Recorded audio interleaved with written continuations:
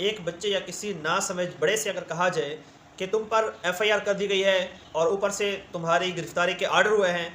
تو جب کسی بچے یا بڑے ناسمجھ رکھنے والے ایک شخص کو اس کا پتہ ہی نہ ہو کہ بھئی FIR کیا ہوتی ہے، اور پھر گرفتاری کے جو وارنٹ میرے خلاف جاری ہوئے ہیں وہ کیا ہوتے ہیں، پھر آگے کا کیا پروسیس ہوگا، تو اسے کیا پتہ، اس کے دل میں بالکل کوئی خوف نہیں ہوگا۔ بندہ سوچے گا کہ بھئی یہ تو بڑا بہادر ہے، بہادر تھوڑی ہے، اسے پتہ ہی نہیں ہے میرے ساتھ ہونے والا کیا ہے۔ میرا اپنا جو ہے نا وہ گھر کا واقعہ ہے، میرے دادا ابو سنایا کرتے تھے، ان کو نا گرفتاری کے آرڈر ہوئے تھے، پولیس ان کو پکڑ کے لے کے جا رہی تھی، کوئی لڑائی کا مقدمہ ہوا تھا، تو خیر پولیس ایک جگہ پہ رکی، تو دادا ابو کہہ رہے تھے کہ میں انہیں کہہ رہا ہوں کہ بھائی جلدی چلے، دیر ہو رہی ہے، تو وہ کہنے لگے کہ بھائی تمہیں پتہ ہے آگے کیا ہونا ہے، تم اپنے خالہ جی کے گھر جا رہے ہو کیا؟ تو جب پتہ نہ ہو تو بندہ یہی کہتا ہے نا۔ تو عرض کرنے کا مقصد یہ ہے کہ جب اہمیت کسی چیز کی یا کسی شخص کی دل میں تب ہوتی ہے جب اس کے بارے میں معلوم ہو کہ بھئی یہ کون ہے کون نہیں ہے، اس کے بارے میں جب کسی چیز کا پتہ ہی نہ ہو تو پھر انسان لا علمی اور غیر شعوری طور پر ایسی باتیں کہہ دیتا ہے جو اسے نہیں کہنی چاہیے تھی۔ حال ہی میں مفتی تقی عثمانی صاحب اور مفتی منیب الرحمان صاحب دامت برکاتہم، انہوں نے جو فتویٰ جاری کیا اس پر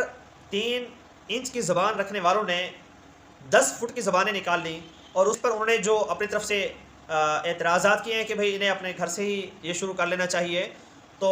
انہیں میں یہ کہنا چاہتا ہوں دنیا کے مختلف شعبہ جات میں جو مفتی تقی عثمانی صاحب کو عہدے ملے ہیں اور جن پر آپ فائز رہے ہیں، ان کی تفصیل آپ سن لیں گے تو آپ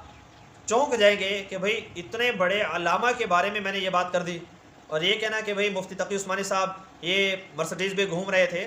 تو مفتی تقی عثمانی صاحب کی اول تو بہت سارے لوگ صفائے دے چکے ہیں، بتا چکے ہیں کہ بھئی ان کی اپنی تھی ہی نہیں، بالفرض اگر تھی بھی تو اس سے تمہیں تکلیف نہیں ہونی چاہیے۔ تو ایسے اللہ والے ان کے نظر میں دنیا کی کوئی اہمیت نہیں ہے۔ میں پہلے ایک ویڈیو میں بتا چکا ہوں کہ کسی ملک کے شہزادے نے جب انہیں ایک بھاری بھرکم رقم ہدیہ اور نذرانے کے طور پر پیش کی، ان کی اپنی ذات کے لیے تھی، ادارے کے لیے نہیں تھی، تو مفتی تقی عثمانی صاحب نے آتے ہی وہ ساری رقم جو وقف ہے میری طرف سے۔ مفتی تقی عثمانی صاحب کے عہدوں کی تفصیل جانیے۔ یہ چیئرمین شریعہ board of state bank Pakistan, اور نمبر 2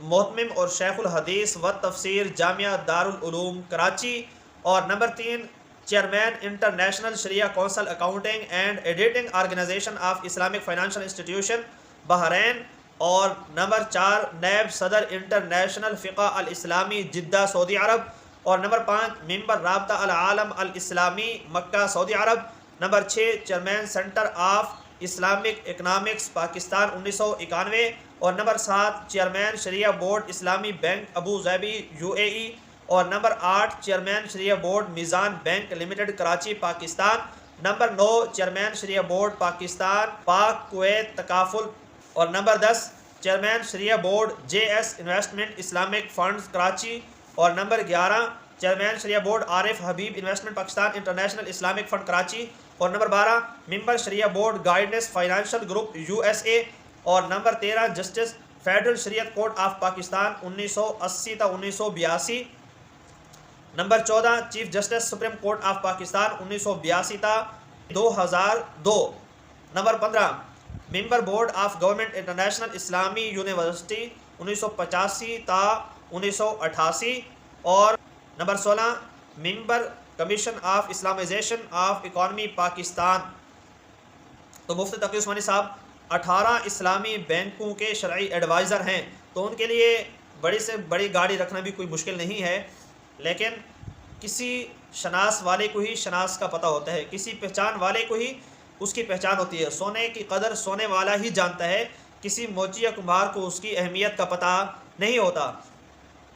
روس مفتی تقی عثمانی صاحب گئے تھے، روس والوں نے کہا ہم ایک طرف مفتی تقی عثمانی صاحب کو رکھیں اور ایک طرف سونا، ہم اس مفتی صاحب کے برابر وزن سونا دینے کو تیار ہیں، لیکن یہ سرمایہ ہمیں ملنا چاہیے۔ لیکن بڑے افسوس کی بات ہے کہ اپنے وطن عزیز اور اپنے ملک میں مفتی تقی عثمانی صاحب پر کتنے